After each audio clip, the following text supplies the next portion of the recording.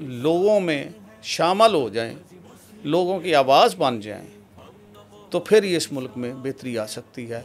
और उसका तरीका ये है कि अपने किरदार से आपको साबित करना होगा। चूँकि मुस्लिम लीग और भी बहुत सारी हैं, तो हम चाहते हैं कि उस मुस्लिम लीग को हम मरकज़ी मुस्लिम लीग का नाम देकर हम पाकिस्तान के अंदर इंट्रोड्यूस करवाएं, ताकि हम ये कहें कि हम मरकज़ी जमात के तौर पर मुस्लिम लीग के ही झंडे के नीचे हम इस पाकिस्तान की उसी तरीके से खिदमत करने जा रहे हैं जिस तरीके से कायद-ए-आज़म ने हमें विजन दिया था कि इंशाअल्लाह हम एक ऐसी एनर्जेटिक पॉलिटिकल क़ुव्वत खड़ी करेंगे पाकिस्तान के अंदर जो आम बंदे की मायूसी को ख़त्म करके उसको उम्मीद दिलाएगी इंशाअल्लाह। हमने शिकवा ज़ुल्मत शब नहीं किया, बल्कि हमने अपने हिस्से का दिया जलाने की कोशिश की है।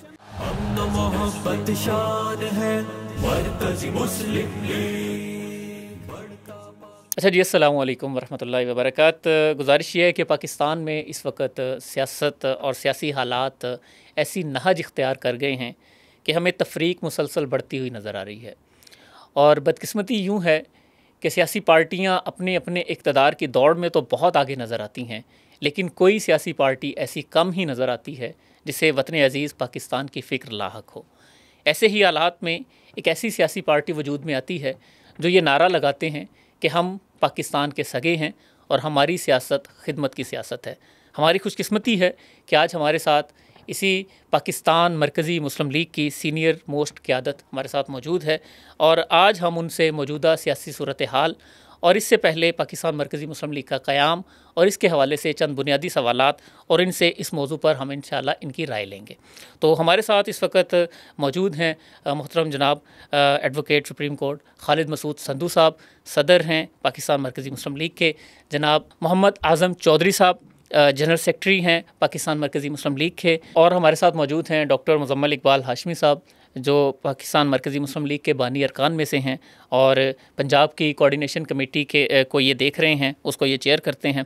पहला सवाल सदर साहब से कि क्यों जहन में आया कि एक सियासी पार्टी बना ली जाए और पाकिस्तान मरकज़ी मुस्लिम लीग के क़याम के क्या मुहर्रिकात थे?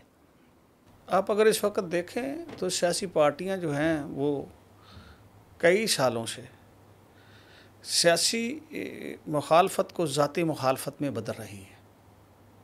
जी बिल्कुल, दस्तों की रेबा हैं। मुल्क में हर पार्टी दूसरी पार्टी पे इस तरह के इल्ज़ाम लगाती है, ऐसे महसूस होता है कि वो किसी दूसरे मुल्क की पार्टी हो। जी जी। तो इन सारे हालात को देखते हुए हमने मशावरत की, दोस्तों को, प्रोफेसर्स उसमें शामिल थे, वकला शामिल थे उसमें, बाकी डॉक्टर्स और हर तबका फ़िक्र से तल्लुक़ रखने वाले लोग जो हमारे जानने वाले थे जिनसे हमने राब्ते किए, तो मशावरत की। तो फिर हमने सोचा कि हम सिर्फ बात करने से जो है वो बात नहीं बनेगी, इसके लिए कोई ना कोई अमली कदम उठाना होगा। और उसके लिए हमने मुल्की हालात को देखते हुए एक पॉलिटिकल पार्टी लॉन्च करने का फ़ैसला किया। तो मशावरत से उसका नाम पाकिस्तान मरकज़ी मुस्लिम लीग रखा। तो हम इंशाअल्लाह वल अज़ीज़ इस प्लेटफार्म से जो मुल्की हालात हैं उसको बदलने की कोशिश करेंगे। हम इस वक्त देख रहे हैं हमारी नौजवान नस्ल की तरफ आप देखें, सोशल मीडिया पे आप देखें तो इस तरह की माहौल है कि आप बंदा ऐसे महसूस करता है कि मैं शायद किसी बहुत ही बुरी जगह पे आ गया।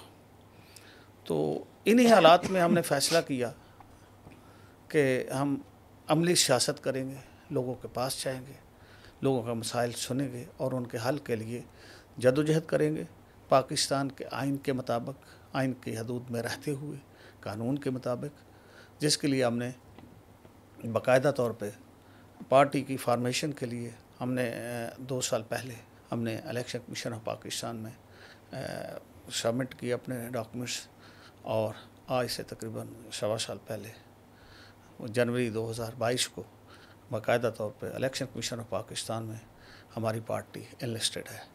हम कुछ अर्सा से ये बात देख रहे थे, महसूस कर रहे थे कि पाकिस्तान की पॉलिटिक्स के अंदर एक बहुत बड़ा खला है, जिसमें सबसे बड़ा खला तो ये है कि एक राइट विंग की नज़रियाती जमात जो उस तसव्वुर के ऊपर हो जिस तसव्वुर के ऊपर हमारे पुरखों ने, हमारे बड़ों ने मुस्लिम लीग को तश्कील दिया था, उस तसव्वुर के ऊपर इस वक्त एक मुस्लिम लीग भी मौजूद नहीं। तो हमारा एक बड़ा मकसद ये भी था कि हम आम बंदा उसकी आवाज़ के लिए एक सियासी पार्टी, एक सियासी जमात तश्कील दें जो आम बंदे को एम्पावर करे।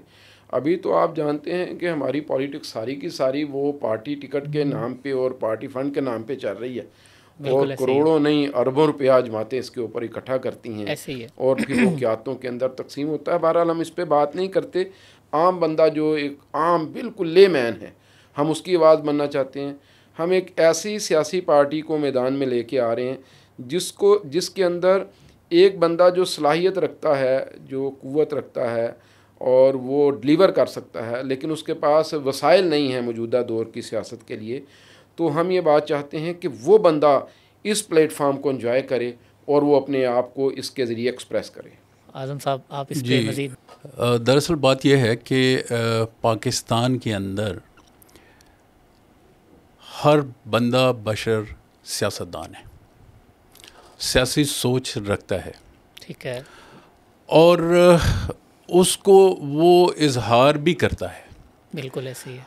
और लोकल लेवल पे आपस में दोस्तों में इजहार करता रहता है। और सोशल मीडिया आने पर ये इजहार और बढ़ गया है, और सोशल मीडिया की निस्बत से ये इंतहा पर पहुंच गया है एक दूसरे के साथ। और फिर वो हर कोई जो है ना, और सोशल मीडिया आपके हाथों के अंदर है और हर बंदा उसको देख भी रहा है और सारा कुछ हो रहा है। हमने कहा कि हम पाकिस्तान मरकज़ी मुस्लिम लीग का फोरम इस पाकिस्तान के अंदर इंट्रोड्यूस करवाएं, जो रवायती सियासत से ज़रा हट के हो, एक खिदमत की सियासत करे। और उस खिदमत की सियासत को करने के लिए हमने ये पाकिस्तान मरकज़ी मुस्लिम लीग को लॉन्च किया, जिस तरीके से सदर मोहतरम ने पहले भी ये बात की थी। ये जो जितनी सियासी पार्टियां हैं जो हुकूमत में रही हैं या हुकूमत का इस वक्त हिस्सा हैं या पहले थी या किसी तौर पे डायरेक्टली वो हुकूमत उनकी थी या कोऑर्डिनेशन से बाकी पार्टी अपोजिशन में थी या हुकूमत में थी, सारी की सारी एक दूसरे को गालियाँ निकाल रही हैं। जी बिल्कुल। इस मतलब वक्त तो कोई एक पार्टी का नाम ले लें, मैं किसी के ये नहीं करता, सिर्फ और सिर्फ तनकीद करते हैं कि उसने ये किया, उसने ये किया, उसने। अच्छा, ये कोई नहीं कहता कि हमने इक़्तिदार में आके लोगों के लिए ये किया है, हमारा प्रोजेक्ट ये है, हमारे क्रेडिट पे ये चीज़ें हैं।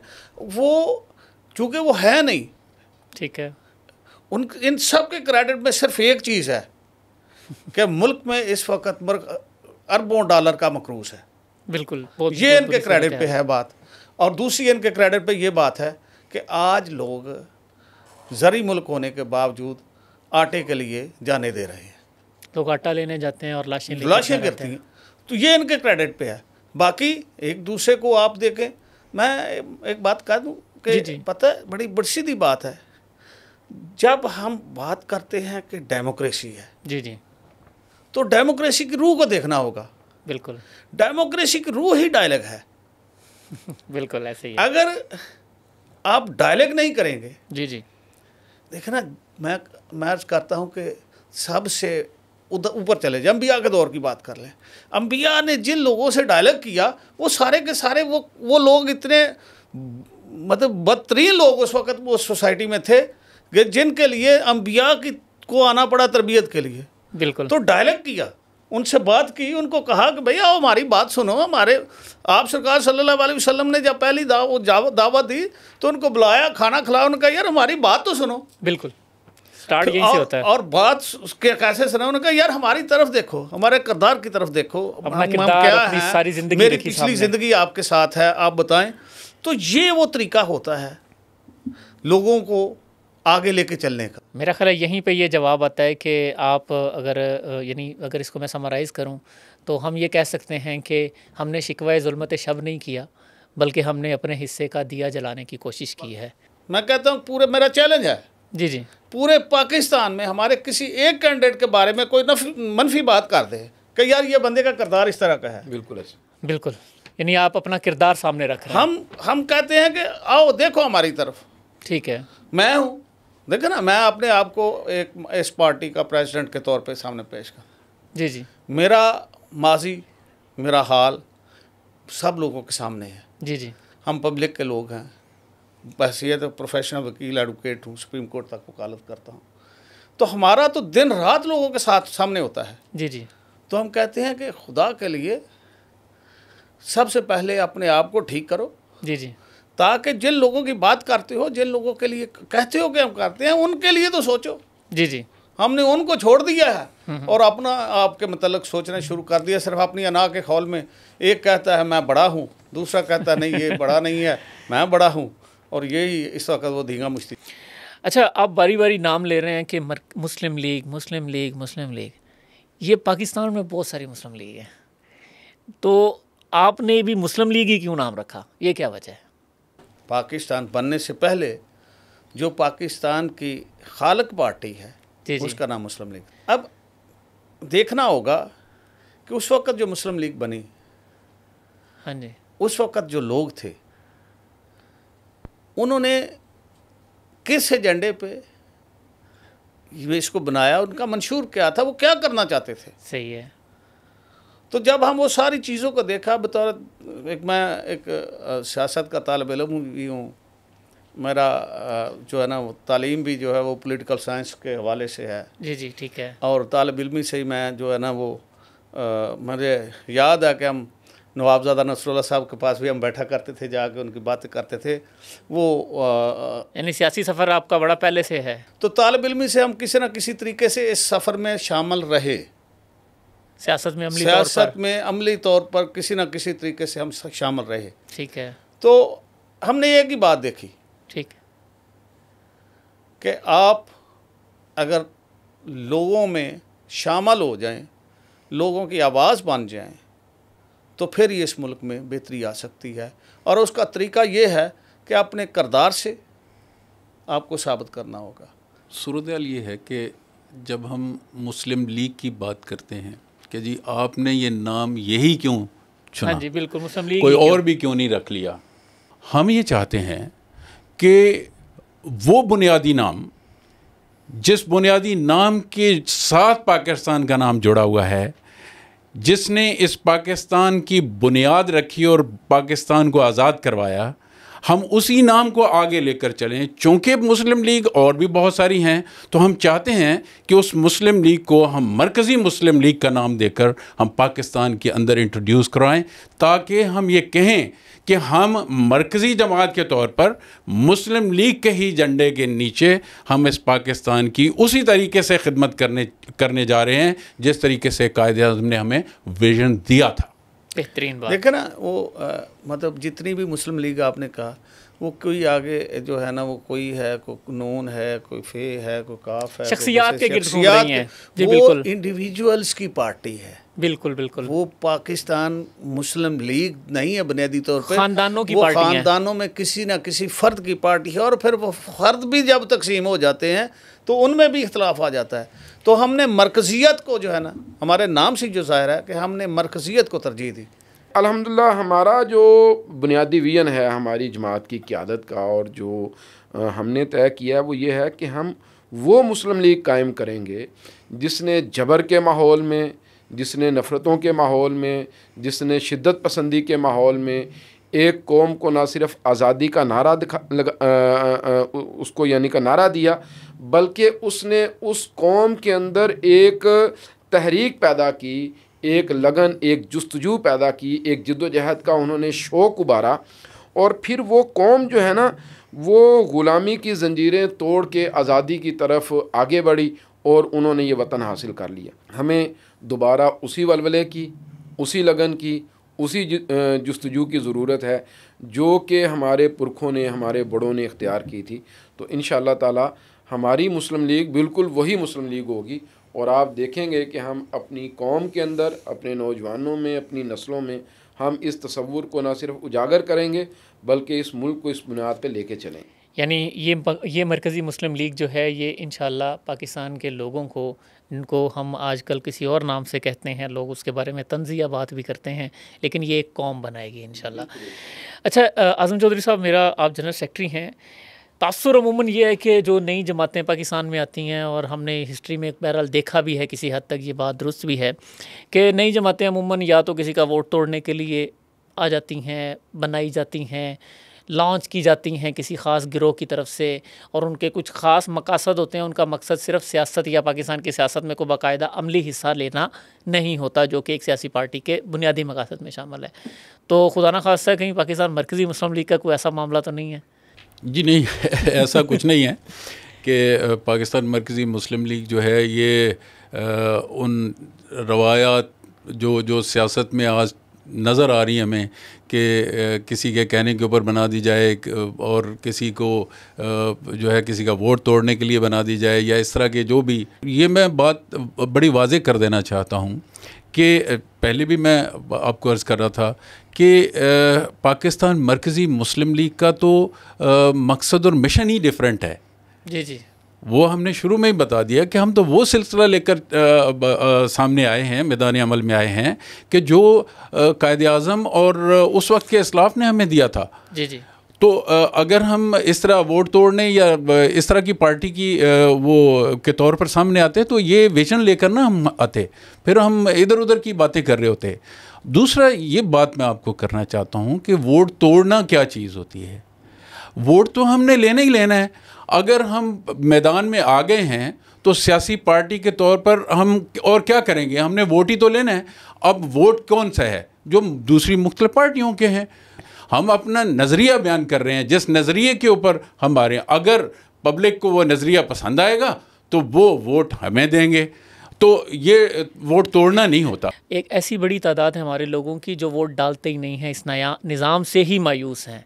जी, जी वो देखिए, उसमें ये बात है कि जो इस निज़ाम से मायूस लोग हैं, हमने उन्हीं को तो ये बातें बावर करवानी है, उन्हीं को तो सामने लाना है, उन्हीं को तो ऊपर उठाना है। मैं यही बात करने लगा था कि आप अगर हमारे इलेक्शन की तारीख को देखें, जब भी टर्नआउट इलेक्शन बहुत हुए कम होता है, तो कभी 25%, कभी 26%, 35%, 30%, 35% टर्नआउट ये होता है। लोग इलेक्शन में पार्टिसिपेट, वोटर जो है वो पार्टिसिपेट करता है, इतना वोट कास्ट करता है। अब सवाल ये है कि इस मुल्क की इतनी बड़ी आबादी में बाकी वोट लोग क्यों नहीं कास्ट करते? तो किसी को अब वोट तोड़ना नहीं होता। लोग जब अपने आप को पेश करते हैं बतौर पार्टी, जैसे बाकी पार्टियां हैं अपने आप को पेश करते हैं, तो जिन लोगों को उनका एजेंडा, उनका मंशूर, उनकी बात पसंद आती है वो उसकी तरफ चले जाती हैं। और उनमें मैं देखता हूं कि हर दौर में वो वोट जो साइलेंट वोट रहता है वो एक्टिव हो जाता है। तो इंशाअल्लाह अल अज़ीज़ हम कोशिश करेंगे कि जो लोग जिन्होंने इस सियासत में जो आज हालात हैं उस वजह से अपने आप को आइसोलेट कर लिया है, अलहदा कर लिया है, हम कोशिश करेंगे कि वो उनको एक्टिवेट करें, उनको कहें कि आए मुल्क के लिए बाहर निकले। बिल्कुल। इसमें मैं एक बात और ऐड करूँगा। देखें, ये तो एक इल्ज़ाम है और ये लगता है हमेशा ही हर उस पार्टी पे, उस जमात पे जो मार्ज़ वजूद में आएगी और जो काम करना शुरू करेगी। लेकिन ना, माज़रत के साथ मैं तो बिल्कुल खुले लफ्ज़ों में एक बात कहता हूँ कि इस वक्त हमारे मुल्क में पावर पॉलिटिक्स है, अवामी सियासत नहीं है। ये तो बात अवाम की सियासत नहीं है, पावर पॉलिटिक्स है। और एक मखसूस सा, महदूद सा तबका तमाम पॉलिटिकल पार्टीज़ के अंदर किसी ना किसी शक्ल के अंदर मौजूद है। वो अपने सरमाए के बलबूते पे, अपने ख़ानदान के बलबूते पे, या वो आप कह लें कि जो उनके पास कोई मुकामी सतह पे इख्तियारात हैं उनके बलबूते पे वो आपकी सियासत पे छाए हुए हैं। इसकी वजह से आपकी पब्लिक का एक बहुत बड़ा हिस्सा, अंजला साहब, एक बहुत बड़ा हिस्सा वो बिल्कुल मायूस है, लाताल्लुक है। वो मायूसी ने फिर उनको लाताल्लुकी पे मजबूर कर दिया है। बिल्कुल। और वो ये बात समझते हैं कि यार अब हमारे मसाइल का हल कहीं पे नहीं है, हमारे दुखों का मदावा कहीं पे नहीं है। तो ये जो पाकिस्तान मरकज़ी मुस्लिम लीग है ना, ये किसी का वोट नहीं तोड़ेगी, बल्कि ये वोट जनरेट करेगी उन लोगों का जो अभी तक हमारे सियासी लाहे अमल से मायूस होकर घरों में बैठा। हम इंशाल्लाह आम बंदे की पॉलिटिक्स करेंगे। और मैं आपके तवस्सुस से सदर मोहतरम की मौजूदगी में, हमारे जनरल सेक्रेटरी साहब बैठे हैं उनकी मौजूदगी में, मैं बिल्कुल ये बात कहूँगा कि इंशाल्लाह हम एक ऐसी एनर्जेटिक पॉलिटिकल कुव्वत खड़ी करेंगे पाकिस्तान के अंदर जो आम बंदे की मायूसी को ख़त्म करके उसको उम्मीद दिलाएगी इंशाल्लाह। ये आप बात कर रहे हैं बहुत ज़्यादा माशाल्लाह से पाकिस्तान मरकज़ी मुस्लिम लीग का विजन और ये सारी चीज़ें आपने सदर साहब जिक्र भी किया कि तकरीबन 2 साल हो गए आपको सियासी पार्टी बनाए हुए।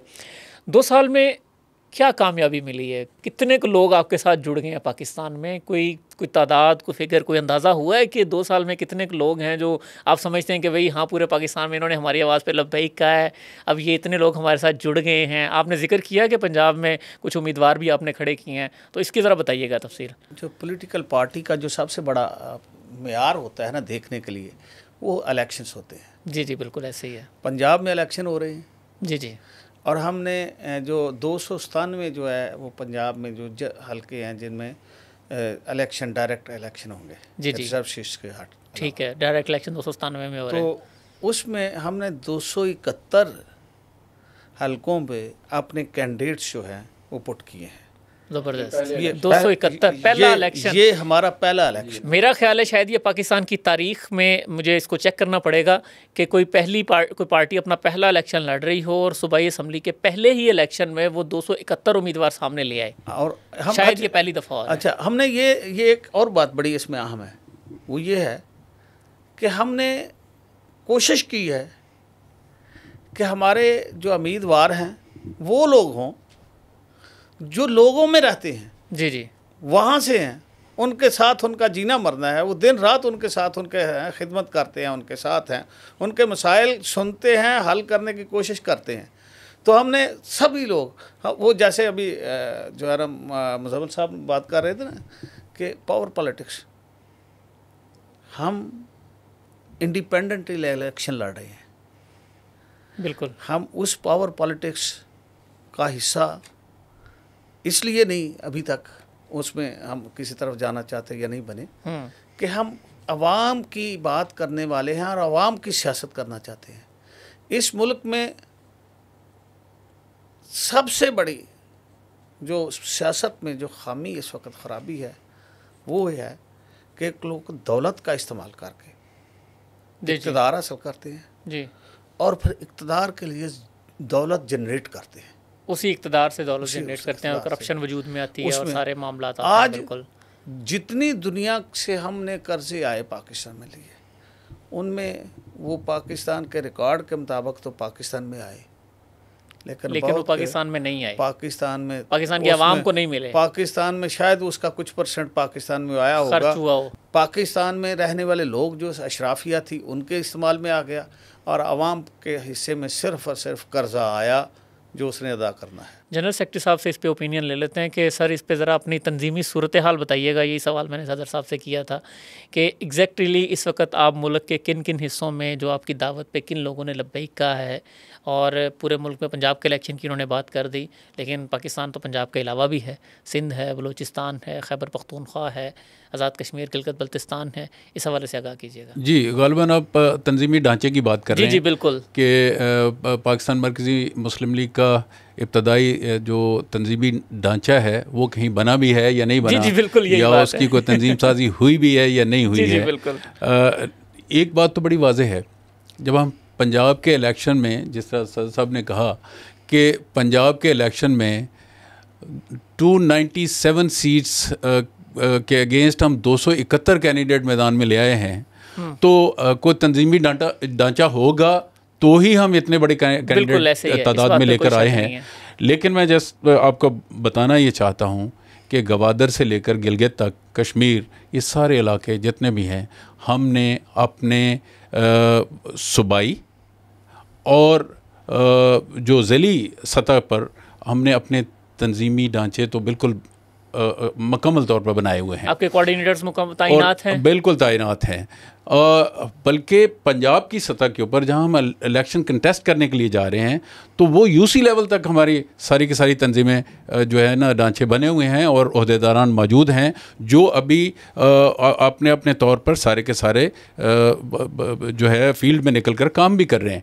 और इस लिहाज से ऐसा कुछ नहीं है कि हमारी जो है तंजीमी ढांचा जो है वीक है या नहीं। अच्छा, इसमें मैं थोड़ी सी वजाहत कर दूँ। सेक्रेटरी साहब माशाल्लाह बहुत खूबसूरती से उन्होंने बताया। अच्छा, हम में और बाकी पार्टी एक बुनियादी फ़र्क है।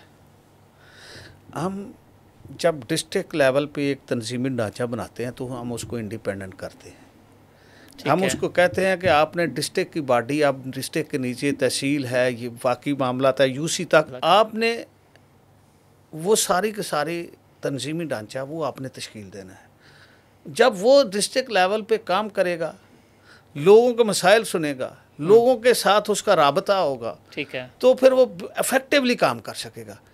ये बाकी पार्टियों में इस तरह का निज़ाम नहीं है। वो सारे का सारा हेडक्वार्टर से एक ही बंदा डील करता है, वही कहता है फलां सदर बन जाए, फलां सेक्रेटरी बन गया, फलां फलां बन गया। सियासी पार्टियों में आमरीयत है। हम जो डेमोक्रेसी की जो बुनियाद है, जो रूह है, उसको सामने रखते हुए हम जो है कर रहे हैं। हमारी एक बाकी पार्टियों से हमारी एक इनफरादियत जो है हम वो कर रहे हैं। ये सारे आपके जो तंजीमी ढांचा है, ये जो आप बारी बारी बात कर रहे हैं कि अवामी लोग हैं, ये कर क्या रहे हैं? हम एक ऐसी सियासत करना चाहते हैं जो आम बंदे के मसले को डोर स्टेप पे हल करे, मगर इसके लिए वो इक़्तिदार का इंतज़ार ना करे। अभी सारा जो मुल्क है या सारी जो कौम है वो हुकूक को तलब कर रही है, भाई मेरा हक वो मुझे चाहिए। ठीक है। अच्छा, ये जो हुकूक की जंग है ये बड़ी शदीद जंग है और इस जंग ने कौम को तकसीम दर तकसीम के अमल से गुजारा है और बड़ी ख़तरनाक तकसीम खड़ी कर दी। हम जो पॉलिटिक्स लेके आ रहे हैं ये हुकूक मांगने से ज़्यादा हुकूक की अदायगी की, फ़राइज़ की अदायगी, हुकूक और फ़राइज़ की अदायगी के लिए लोगों को तैयार करना है। फिर इसी तरीके से जो किसी सोसाइटी के अंदर बेवा हैं, यतीम बच्चे हैं, जो तालीम से महरूम लोग हैं, उनके लिए कुछ लोग बाहमी तौर पे एक कंस्ट्रक्टिव सा बिहेवियर डेवलप करके आपस में वो इस मामले के अंदर ताउन कर सकते हैं। तो ये जज्बा पाकिस्तानी कौम के अंदर बहुत ज़्यादा है।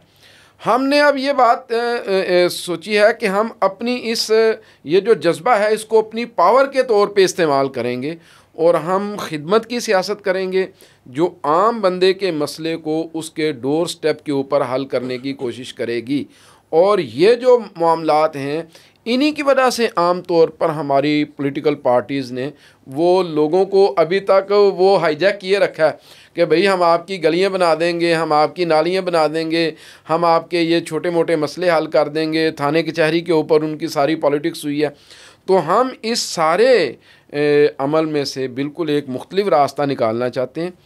गली मोहल्ले के मसले इंशाल्लाह आप देखेंगे कि हमारी जो पाकिस्तान मरकज़ी मुस्लिम लीग है ये लोगों को तैयार करेगी कि भाई आप अपने मसाइल को हल करने के लिए बाहमी कोऑर्डिनेशन से अपना काम शुरू कर दें। फिर इसके बाद मैं ये समझता हूँ कि पाकिस्तान की पॉलिटिक्स में अंजला भाई ये एक मैं आपके सामने नुक्ता नज़र रखने लगा हूँ, पाकिस्तान की पॉलिटिक्स में फिर एक तब्दीली आएगी और वो तब्दीली क्या होगी कि लोगों को गली मोहल्ले के मसाइल के ऊपर वरगला के ब्लैकमेल करके सियासत नहीं होगी, बल्कि फिर इश्यूज़ के ऊपर सियासत होगी, फिर कौम के मसाइल के ऊपर सियासत होगी, फिर मुल्क को आगे लेके जाने पे सियासत होगी। और फिर हमारी पॉलिटिकल पार्टीज़ को जो भी इक़्तिदार में आएगी उस पॉलिटिकल पार्टी को अपने काम के अंदर अपने आप को साबित करना होगा, वगरना आवाम उनको रिजेक्ट कर देगी। इसमें ये आप बात कर रहे हैं माशाल्लाह से, लेकिन इसमें एक चीज़ मुझे बताएं कि ये जो आप बात कर रहे हैं, क्या माशाल्लाह आपने बताया कि 2 साल हो गए हैं आपकी पार्टी को, तो क्या ये खिदमत की सियासत की आप बात कर रहे हैं, आप कह रहे हैं कि हम लोगों के मसाइल हल करने की, इस पर अभी कोई अमल दरामद भी हो रहा है इस वक्त? जी मैं इसमें हमने जब महसूस किया, देखा कि इस वक्त मुल्क के हालात बहुत शदीद हैं, लोग आटे के लिए जो है वो जाने दे रहे हैं, तो हमने फ़ैसला किया कि लोगों को नारों के बजाय सिर्फ जो नारे लगाते हैं रिलीफ दिया जाए। ठीक है। उसमें हमने पार्टी मुशावरत से, बाकी अपने कारकुन की और बाकी लोगों की मुशावरत से हमने एक प्रोग्राम बनाया कि इस वक्त बुनियादी इंसान की ज़रूरत रोटी है। बिल्कुल। तो रोटी मार्केट में 15 रुपये 20 रुपये की जो है वो मिलती थी। बिल्कुल। जो अगर जिसके कुछ घर में 4 अफराद 5 अफराद हैं उसके लिए मुश्किल हो जाता है तो कि वो 20 रुपये की रोटी ले, तो वो उसके लिए वो उसकी एक मजदूर की आधे दिन की जो है वो एक टाइम की रोटी के पूरे पैसे जो है ना वो लग जाते हैं। ऐसे ही है। हमने सस्ती रोटी तंदूर का प्रोग्राम शुरू किया। अच्छा, माशाल्लाह। जो पूरे पाकिस्तान में 10 रुपए की रोटी हम दे रहे हैं। अच्छा, ये जो है ना, ये ज़रा बड़ी, इसको ना, ये बड़ी समझने वाली बात है कि जब आप ये इस लेवल पे, बड़े लेवल पे करते हैं ना, तो हमें अपने पल्ले से कुछ ज़्यादा नहीं करना, हम सिर्फ वो प्रॉफिट और लॉस के जो मैनेजमेंट है ना, वो कर रहे हैं कि हम कोशिश करते हैं कि नो प्रॉफिट नो लॉस पे जो है वो इस सिस्टम को आगे बढ़ा दिया जाए। और इसमें खूबसूरत नुक्ता ये है कि लोगों की खुददारी महफूज। अच्छा, लोग कीमतन लेते हैं, चूँकि देखें ना, अगर आप किसी को लाइन में लगा के कहें जी मुफ्त रोटी मिल रही है, तो वहाँ भी वही हाल होगा जो आटे की लाइनों में होता है। तो हमने उनको 20 की बजाय 10 रुपये की रोटी देना। हाँ, हमने एक फ़ैसला किया, हमने उस इलाके में रहने वाले, जिस इलाके में वो तंदूर लगा है, हमने वहाँ कह दिया अपनी मैनेजमेंट को, जो भी हमारे वहाँ वो मुंतज़मीन थे, कि कोई ज़िम्मेदार आदमी, खा वो किसी गिरजाघर का पादरी हो, ठीक है, किसी भी मसलक से, किसी भी तबका फ़िक्र से तल्लक रखने वाला कोई आलम दीन इमाम हो, वो बरेलवी हो, हनफी हो, देवबंदी हो, वाबी हो, कोई हो वो, या कोई और काउंसलर हो, कोई जिम्मेदार, वो ये कह दे कि ये घर वाले जो है ना वो रिजर्विंग है, ये 10 रुपये भी नहीं देने की पोजीशन में, तो वो सिर्फ चिट भेज दिया करेंगे, हमारा वर्कर जो है वो उनके घर में उतनी रोटी दे आएगा। ज़बरदस्त, बेहतरीन। ये कितने चल रहे हैं इस वक्त तकरीबन तंदूर आपके? ये पाकिस्तान में तो शायद इस वक्त कोई हम हज़ारों कह सकते हैं, हज़ारों कह सकते हैं, सैकड़ों कह सकते हैं। नहीं, सैकड़ों तो लाहौर में आप कह सकते हैं। अच्छा, ज़बरदस्त, सैकड़ों तो सिर्फ लाहौर में चल रहे हैं। तो हम लाहौर में कह सकते हैं। अच्छा, आप ज़रा देखें। अच्छा, आप सोशल मीडिया की तरफ देखें और अब ये प्रेस मीडिया की तरफ ये अपना देखें, तो ये कराची में मैं गया हूँ, मैं कराची गया हूँ, पेशावर गया हूँ, इस्लामाबाद गया हूँ। इस्लामाबाद में आजकल हमारा, कराची में, इस्लामाबाद में, लाहौर में, और कराची इस्लामाबाद चूँकि थोड़ा सा उसका विजन डिफरेंट है, उसकी आबादी का स्टाइल डिफरेंट है, तो उसमें वहाँ हमने 8 जो है ना वो मेन शहरी पॉइंट, किचन पॉइंट रखे हैं, जहाँ पे शहरी तैयार होती है, और उसके बाद कुछ 600 से ज़्यादा डिस्ट्रीब्यूशन पॉइंट है, जहाँ पे लोग जो है ना वॉलंटरीली लोगों के घरों तक जाके जो सहरी, और ये जो रमज़ान में सहरी और अफ्तारी है, ये बिल्कुल फ्री है। अच्छा, यानी ये बग़ैर कीमत के है? ये बग़ैर कीमत पे है।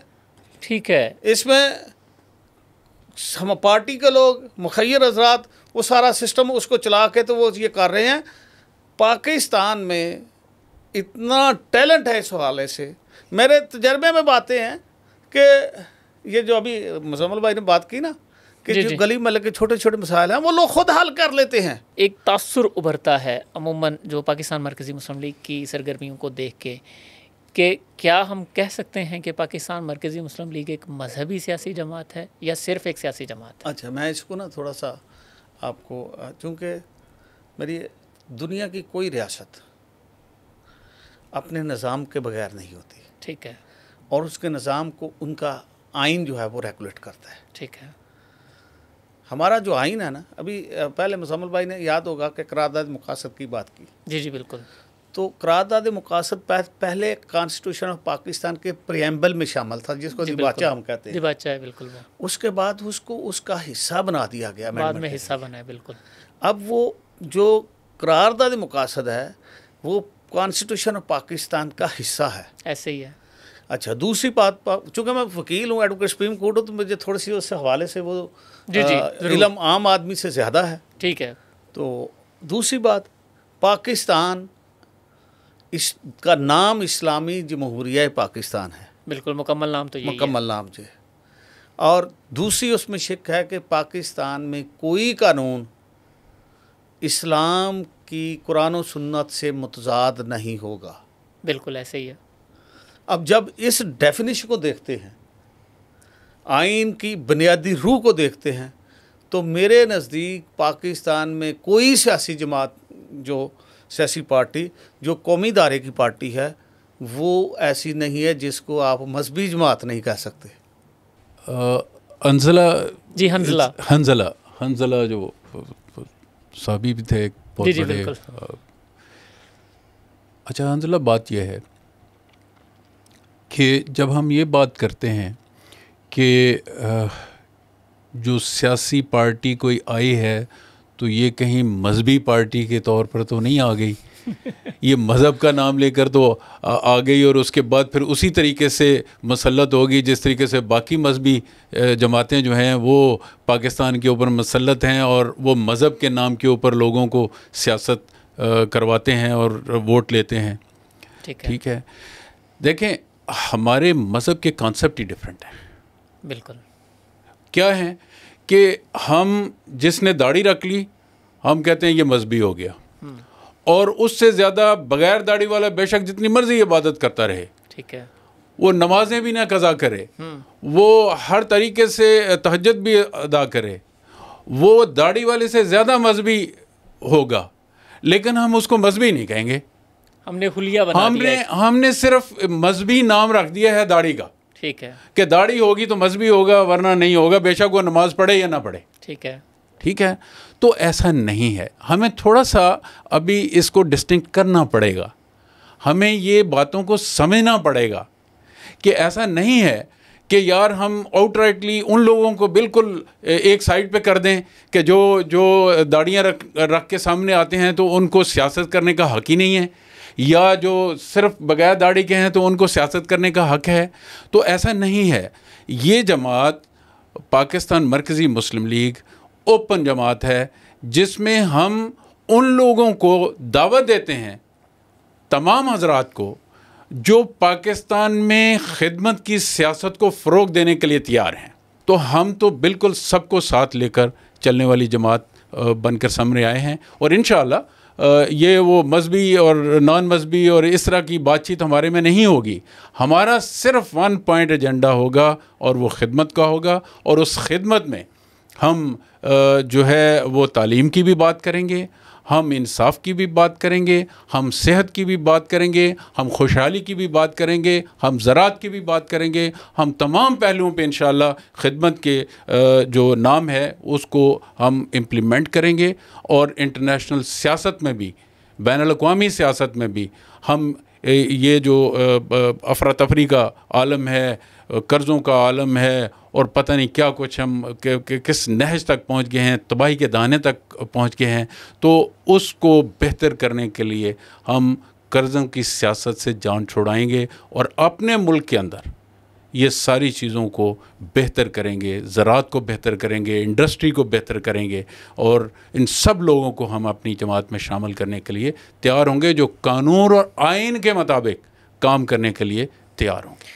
बार बार मुसलमान और इस्लाम की बात हो रही है। यकीनन पाकिस्तान के आइन में लिखा है कि हमारा सदर मुसलमान होगा, वज़ीर आज़म मुसलमान होगा, और यहाँ पर आपकी बात दुरुस्त है कि मज़हब ही हमारी सियासत है। लेकिन इसमें एक चीज़ और आती है कि पाकिस्तान में अक़लियतों की एक बड़ी तादाद है, और पाकिस्तान में ईसाई हैं, पाकिस्तान में हिंदू हैं, सिख हैं, पारसी हैं, और भी दीगर मज़ाहिब मौजूद हैं। इनके हवाले से पाकिस्तान मरकज़ी मुस्लिम लीग की क्या पॉलिसी और क्या लाया होगा? देखें, क्या इनको सियासत में जगह दी जाएगी? जी बिल्कुल। मैं अभी जैसे सदर मोहतरम ने और आज़म साहब ने आपसे बात की है कि हम पूरे पाकिस्तान की सियासत करना चाहते हैं। पाकिस्तान में तकसीम सिर्फ मजहबी नहीं है, ये अंदर साहब एक बड़ी मोटी बात है। मजहबी तकसीम से ज़्यादा ख़तरनाक तकसीम पाकिस्तान में लिसानी है, इस वक्त इलाकाई है, और ये तकसीम पाकिस्तान की सलामती के लिए भी मसाइल खड़े कर रही है। तो हम जो हमारी पॉलिटिक्स है ये पाकिस्तान की सियासत है, ठीक है, पाकिस्तान के तमाम तबकात की सियासत है, बिला तखसीस मसलक के, बिला तखसीस मज़हब के, बिला तखसीस इलाके और ज़ुबान के, हम इसमें सबको जगह दे रहे हैं। तो हम इंशाल्लाह सारे मुल्क की सियासत करेंगे, कौम को इकट्ठा करने की सियासत करेंगे, और हम एक तरक्की पसंदाना सोच के साथ आगे बढ़ेंगे जिसमें इंशाअल्लाह ताला हमारी मईशत और हमारे दीगर मामलात इनमें बेहतरी आएगी। मईशत की आप बात कर रहे थे, बेहतरीन मुल्क है, लेकिन इस वक्त पाकिस्तान का सबसे बड़ा मसला मईशत है, सबसे बड़ा मसला। और मतलब आए रोज़ यही खबरें सुन रहे होते हैं, डिफ़ॉल्ट होने वाला है, होने वाला है, होने वाला है, इतने रिज़र्व रह गए, इतने रिज़र्व रह गए। पाकिस्तान मरकज़ी मुस्लिम लीग एक सियासी पार्टी है यकीनन, और मईशत की बेहतरी के लिए हमारे पास क्या लाहे अमल है, या क्या हमारे पास वे फॉरवर्ड है, कोई रोड मैप है इस हवाले से? इसमें मैं 2-3 चीज़ें आपके सामने रखना चाहता हूँ। पहली बात तो ये है कि पाकिस्तान वसाइल से महरूम मुल्क नहीं है। ठीक है। वसाइल तो हमारे पास बहुत ज़्यादा हैं। ठीक है। हमारा मसला जो है ना वो कुछ और है। कुछ मैनेजमेंट का मसला है, ठीक है, कुछ कानून साजी का मसला है, कुछ करप्शन का मसला है, कुछ दर्द दिल का मसला है कि आपके दिल में अपनी कौम के लिए, अपने मुल्क के लिए दर्द कितना है। ठीक है। तो मैं ये बात समझता हूँ कि अगर आप वसाइल को देखें तो मादनियात आपके पास मौजूद हैं। कोयले के दुनिया के बड़े ज़खायर में से ज़खायर आपके पास हैं, सोने के बड़े ज़खायर में से ज़खायर आपके पास हैं, गैस के बड़े ज़खायर में से ज़खायर आपके पास हैं, दुनिया का सबसे बड़ा नहरी निज़ाम आपके पास है। आप वीट के एतबार से दुनिया के पहले 8 मुल्कों में गंदम की पैदावार के अंदर हैं। इसी तरीके से आप बाकी अपनी एग्रीकल्चर प्रोडक्ट्स के अंदर मसनूआत में आप यानी कह लें कि बहुत हद तक खुद कफ़ील नज़र आते हैं। लेकिन इस सब के बावजूद हम देख रहे हैं कि आटे के लिए लाइनें लगी हुई हैं। तो उसकी वजह मैनेजमेंट है। हमारी पुअर मैनेजमेंट ने हमारे वसाइल को बहुत हद तक वो आप कह लें कि आवाम के लिए नाकाबिल इस्तेमाल बना दिया। तो मैं ये समझता हूँ कि हमारी मईशत के अंदर कुछ बुनियादी तब्दीलियों की ज़रूरत है। पहले सबसे पहले हम एक ज़रई मुल्क हैं। हमारी जो एग्रीकल्चर पॉलिसी है इसके ऊपर नज़र षानी की बड़ी अशद ज़रूरत है और इंशाअल्लाह ताला हम ये काम करेंगे। इसमें जो मेहनत करने वाला तबका है, जो हमारा किसान है, जो हमारा हारी है, उसके पास कुछ नहीं।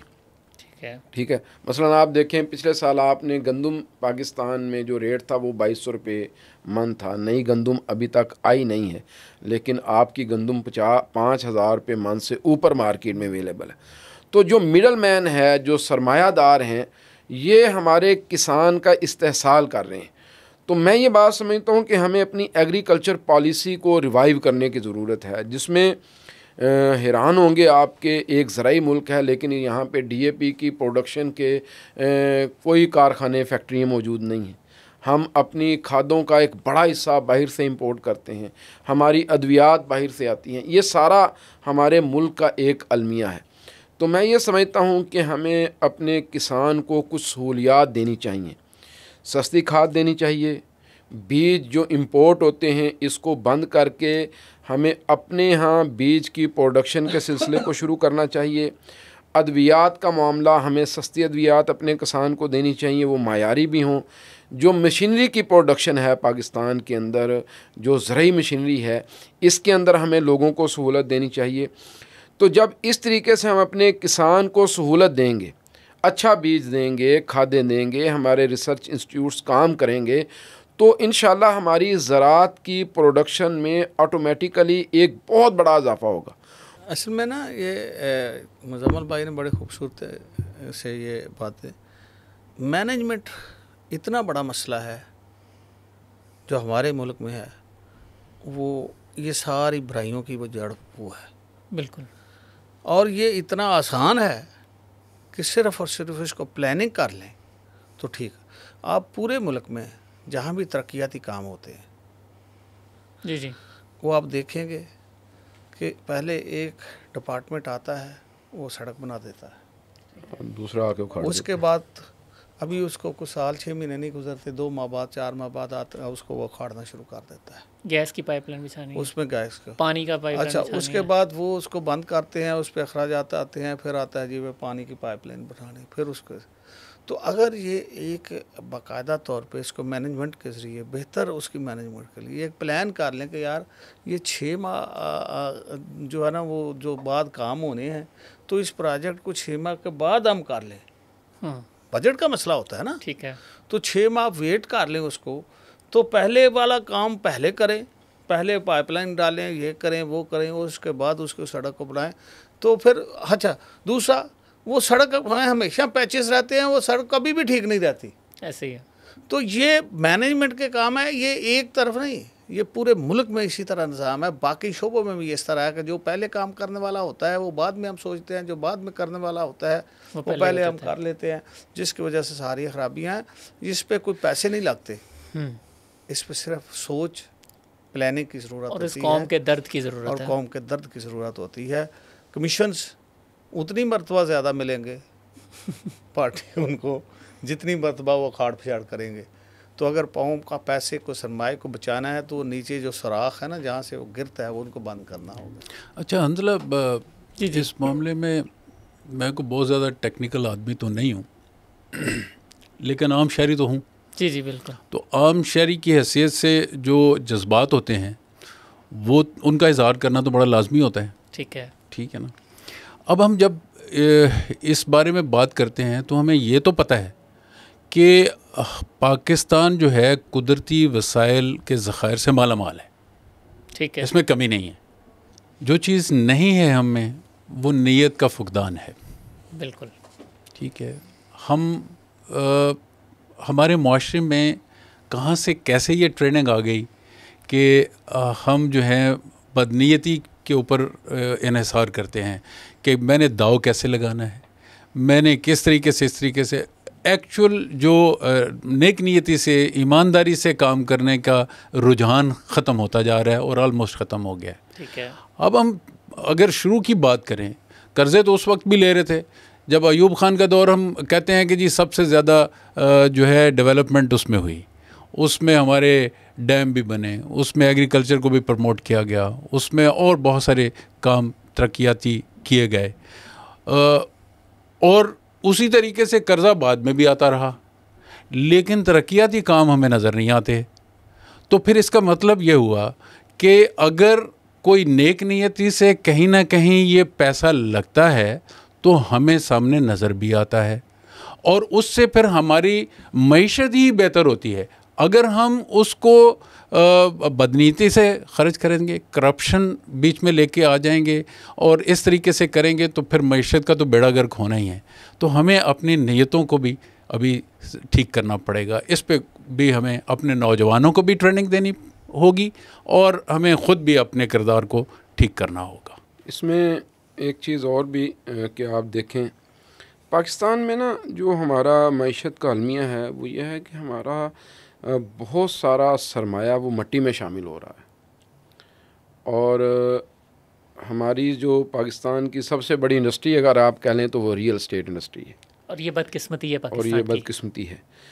अगर आप इसमें इंडिया को देखें तो आपको वहाँ पे नज़र आता है कि उनकी जो आईटी की एक्सपोर्ट्स हैं वो सैकड़ों बिलियन डॉलर्स को टच कर रही हैं। वहाँ पे आपको कोई एक भी प्रॉपर्टी डीलर वो इस कैफियत में नज़र नहीं आएगा कि वो उनके मुल्क की मईशत पर छाया हुआ हो। ठीक है। वहाँ की इंडस्ट्री के लोग आपको फ्लरिश करते हुए और आगे बढ़ते हुए नज़र आएंगे। मैं ये समझता हूँ कि हमें भी अपनी पॉलिसीज़ को रिवाइव करने की ज़रूरत है, और रियल एस्टेट के बिज़नेस में जो इस कदर पाकिस्तान में तरक्की की है उसके पीछे हमारी ब्लैक मनी है। हमारी ब्लैक मनी को वाइट करने के लिए लोगों के पास इसके अलावा और कोई रास्ता नहीं। तो मैं ये समझता हूँ कि अब हमें इस सारे अमल को तब्दील करना है। हमें आईटी की तरफ जाना होगा, अपने नौजवानों को हौसला देना होगा, और जिन लोगों के पास सरमाया है उन्हें हम ये बात कहें कि हम आपको एमनेस्टी देते हैं, आप आईटी के बड़े बड़े इंस्टीट्यूट्स कायम करें, आप आईटी की एक्सपोर्ट को बढ़ाएं, आप इस हिम्मत के अंदर आएँ, और फिर जो बाकी हमारी इंडस्ट्री है उसको बेहतर करने की ज़रूरत है। तो अभी तक हमने कितना कर्ज़ा लिया है, आईएमएफ की हम मिन्नतें कर रहे हैं, झोली फैलाए खड़े हैं, और जनाब सैलाब का और ज़लज़लों का इंतज़ार करते हैं कि कोई डिज़ास्टर आए तो फिर हमारे मुल्क को लोग कर्ज़े दें तो फिर हमारी मईशत चले। एक रेकोडेक को अगर आप नेक नीति से चला लेते तो मेरा ये ख्याल है कि शायद हमें किसी कर्ज़े की ज़रूरत ना पड़ती। आम बंदे की ना वो पॉलिटिक्स करते हैं, ना आम बंदे के बारे में वो सोचते हैं, ना वो मुल्क की सियासत कर रहे हैं, ना वो मुल्क के लिए सोच रहे हैं। तो पाकिस्तान मरकज़ी मुस्लिम लीग आम बंदे और मुल्क की सियासत करेगी इंशाअल्लाह। नौजवानों के हवाले से सदर साहब आप कोई बताएं कि इस वक्त देखें मायूसी है, आप हालात देख रहे हैं मईशत की भी, और सारे सोशल मीडिया देखते हैं तो और ज़्यादा नज़र आती है कि बड़ी बातें हो रही हैं, पाकिस्तान छोड़ के चले जाओ, 7.5 लाख लोग हैं एक साल में पाकिस्तान छोड़ के चले गए। तो इस पर मज़ीद पाकिस्तान मरकज़ी मुस्लिम लीग क्या लाया अमल रखती है नौजवानों के हवाले से बिलखसूस? इस वक्त पूरी दुनिया में IT का निज़ाम है। बिल्कुल, दुनिया के बहुत बड़े तरक्की याफ्ता ममालिक की इकानमी जो है ना वो IT बेस है। ठीक है। इंडिया देख लें, अमेरिका देख लें, बाकी ममालिक देख लें। आज दुनिया में जब हम रेटिंग करते हैं कि दुनिया में सबसे बड़ा दौलतमंद कौन सा है, वो IT का मालिक है। ठीक है। तो इकानमी इस वक्त जो है वो चूँकि IT के गिर्द घूमती है, और पाकिस्तान में IT के हवाले से, अच्छा ये काम है पढ़े लिखे लोगों का, और पढ़े लिखा नौजवान ही ज़्यादा परेशान इसलिए है कि उसको यहाँ IT के हवाले से कोई उसको फैसिलिटी नहीं है, कोई ऐसे यहाँ पे इंस्टीट्यूशंस नहीं है, कोई किसी तरह का उनको इंसेंटिव नहीं है कि वो इस हवाले से आगे अपनी उस तालीम को हासिल करें, और उसके लिए वो घर बैठे। अच्छा ये ऐसा शोबा है कि आप घर बैठे हैं, आपके पास अगर कमर्शियल एजुकेशन IT के हवाले से मौजूद है तो आप घर बैठे आप अपना जो है ना वो रोज़ी कमा रहे हैं। तो हमारी कोशिश ये है कि हम मुल्क में IT के हवाले से, ट्रेनिंग के हवाले से डिस्ट्रिक्ट लेवल पे अभी हमने फ़ैसला किया अपने पार्टी लेवल पे बैठ के, तो हम वो चाह रहे थे कि हम किसी एक वो पब्लिक या ऐसी गैदरिंग में वो बात करें, लेकिन आज चूँकि ज़मीनन ये बात हो गई तो हम डिस्ट्रिक्ट लेवल पे ये प्रोग्राम लॉन्च कर रहे हैं। हम इंशाल्लाह कोशिश करेंगे कि IT के हवाले से नौजवानों को फ्री प्रोग्राम दिया जाए। ठीक है। ताकि वहाँ से वो ट्रेनिंग हासिल करें, और सिर्फ ये फेसबुक और व्हाट्सएप और ये चीज़ें जो नेगेटिव साइड पे जाती हैं उनकी बजाय वो IT से अपनी उनकी कैपेसिटी बिल्ड की जाए, और वो पाकिस्तान में रहते हुए और पाकिस्तान से बाहर भी वो इस पे काम करें जिसका उनको भी फ़ायदा हो और पाकिस्तान को भी फ़ायदा हो। देखिए बात यह है कि पाकिस्तान जिस नहज तक पहुंचा हुआ है, तबाही की नहज की मैं बात कर रहा हूँ, जिसमें हर फ़र्द जो है वो विक्टिम बना हुआ है, और नौजवान भी इसी मुआशरे का हिस्सा है, और एक बड़ा हिस्सा है, और बहुत बड़ा हिस्सा है, तो वो भी इसी तरीके से विक्टिम हुआ हुआ है। वो जैसे तैसे भी कोई तालीम हासिल कर लेता है, हिट एंड ट्रायल जो भी उसका वो तालीम हासिल करने के बाद जब वो बेचारा मैदान में आता है तो ना अपने डिलीवरेंस के लिए या नौकरी के लिए उसको कोई इंडस्ट्री मिलती है, ना कोई IT का फील्ड मिलता है, ना कोई दूसरा कोई ऐसी चीज़ मिलती है जहाँ जाके वो अपने जोहर दिखा सके। ठीक है। तो जब ये चीज़ें हमारे पास मौजूद ही नहीं होंगी तो वो नौजवान करेगा क्या, सवाए इसके कि वो कहेगा कि यार इस मुल्क में मुझे कुछ नहीं मिल रहा तो मैं बाहर जाता हूँ कहीं वहाँ जाकर। तो हम अपने नौजवान का टैलेंट ज़ाया कर रहे हैं।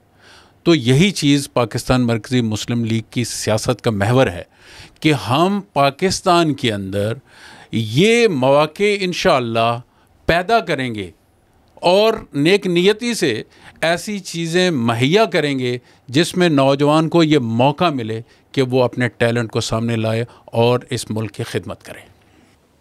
मैं ये बात समझता हूँ कि जिस तरह आज़म साहब ने भी बात की है और सदर मोहतरम ने भी बात की कि पाकिस्तान के अंदर हालात ने लोगों को मायूस किया है, और हालात में जो मायूसी है ये हमारी लीडरशिप के मनफी किरदार की वजह से है। ठीक है। क्योंकि उसने अपने आप को रोल मॉडल साबित नहीं किया कि जब हमारा एक आम नौजवान जो यूनिवर्सिटी से डिग्री लेके बाहर निकलता है, जब वो देखता है कि यार हमारा एक आम जो पॉलिटिकल लीडर है जो बिल्कुल तालीम से भी कोरा है, आरी है, वो जानते ही नहीं इस चीज़ को, वो जनाब गाड़ियों के एक बड़े कारवां के अंदर गुजर रहा है और उसके लिए रोड्स भी ब्लॉक कर दिए गए हैं, और हमारे जैसे नॉन एसीओ में सफ़र करने वाले लोग वो जनाब बेचारे अब उसके प्रोटोकॉल की वजह से वो उसके रूट के गुज़रने का इंतज़ार कर रहे हैं। तो ये चीज़ें फिर लोगों में सिर्फ मायूसी नहीं लेके आती, ये फ्रस्ट्रेशन लेके आती हैं, फिर मनफी सरगर्मियाँ शुरू हो जाती हैं, फिर कौमों की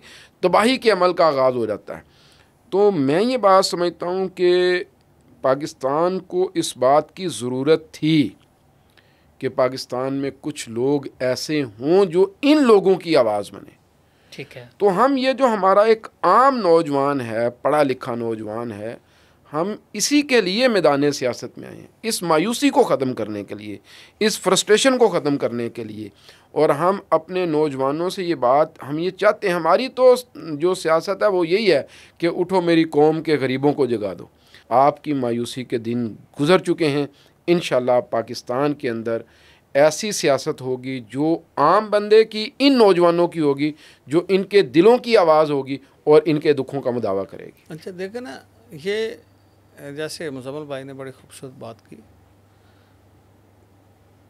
यहाँ के हालात बदलने के लिए पॉलिटिकल कल्चर को बदलना होगा। बिल्कुल। जब तक आपका पॉलिटिकल कल्चर नहीं बदलता, यहाँ हालात में तब्दीली नहीं आ सकती। ठीक है। और पॉलिटिकल कल्चर को बदलने के लिए सोच को, उन लोगों को बदलना होगा जो सिर्फ़ और सिर्फ पावर पॉलिटिक्स की बात करते हैं, जो आवाम की सियासत की बात नहीं करते।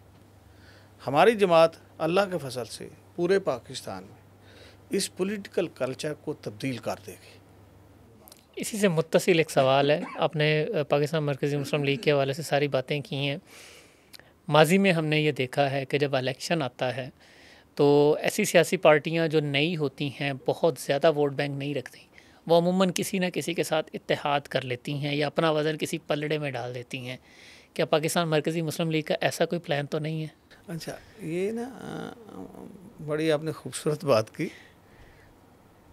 पाकिस्तान में जितनी भी सियासी पार्टियां हैं जी, वो कभी ना कभी किसी न किसी स्टेज पे वो ये जो कॉम्प्रोमाइजिंग पॉलिटिक्स है जी, वो उसका हिस्सा रही है। ठीक है। हम पाकिस्तान की सियासत करते हैं, ठीक है। हम पाकिस्तान और नज़रिया पाकिस्तान की सियासत। अब ये लोगों का काम है कि वोट दें, आएँ और हमें जांचें और परखें। अब देखें, वैसे भी मैं पॉलिटिक्स की जो स्टडी है ना वो बड़ी मुख्तलिफ है। जी जी। पूरी दुनिया में जब से ये दुनिया बनी है और जब से कोई ना कोई किसी न किसी को मजहबी हवाले से या अदरवाइज जब भी कोई शख्स अपना पैगाम लेके आया है, तो ये नहीं होता कि वो रात को सोए और सुबह जो है सूरज चढ़े और सब कुछ जो है ना सारा पैगाम फैल चुका हो। उसके लिए एक मुसलसल जद्दोजहद की ज़रूरत है। और पॉलिटिकल सिस्टम में इलेक्शन बहुत अहम होते हैं। ये इलेक्शन में इंशाअल्लाह अज़ीज़ जो हम वोट लेंगे, जिन हलकों से जीतेंगे या नहीं जीतेंगे, वो हमारा सरमाया होगा, वो अवाम के वो इत्माद होगा हम पे, और हम इंशाअल्लाह अज़ीज़ हम उसी को भी बुनियाद बना के आगे बढ़ेंगे, अपनी पॉलिटिक्स करेंगे। इसलिए कि हमने पॉलिटिकल कल्चर को चेंज करने की बात की है। ठीक है। तो पॉलिटिकल कल्चर चेंज उसी वक्त होगा जब हम इंडिपेंडेंटली अपना काम करेंगे। बिल्कुल। पावर पॉलिटिक्स का हिस्सा बन के पॉलिटिकल कल्चर चेंज नहीं हो सकता। ऐसे ही है। तो इंशाअल्लाह अज़ीज़ हम अपनी पॉलिटिक्स करेंगे, अवाम की पॉलिटिक्स करेंगे। बेहतरीन बात। इसमें एक मेरा ख्याल है बात को समेटने की तरफ आते हैं। जनरल सेक्रेटरी साहब से मैं ये गुजारिश करूँगा, इस पर ज़रा राय दें। ख़वातीन पाकिस्तान की निस्फ़ आबादी हैं, बल्कि ये जो हालिया मरदमशुमारी आई है तकरीबन निस्फ़ के करीब बनती हैं। अब ज़ाहिर बात है इस्लाम भी औरतों को हकूक़ देता है, पाकिस्तान के आइन में भी है। ख़वातीन को हकूक़ देने के हवाले से पाकिस्तान मरकज़ी मुस्लिम लीग की क्या लाइहा अमल है या पॉलिसी क्या होगी? देखिए जी, बात यह है कि किसी भी मुआशरे में ख़वातीन जो होती हैं ये बड़ा अहम किरदार अदा करती हैं। ठीक है। वो सियासत का मैदान हो या कोई दूसरा मैदान, ठीक है, सेहत,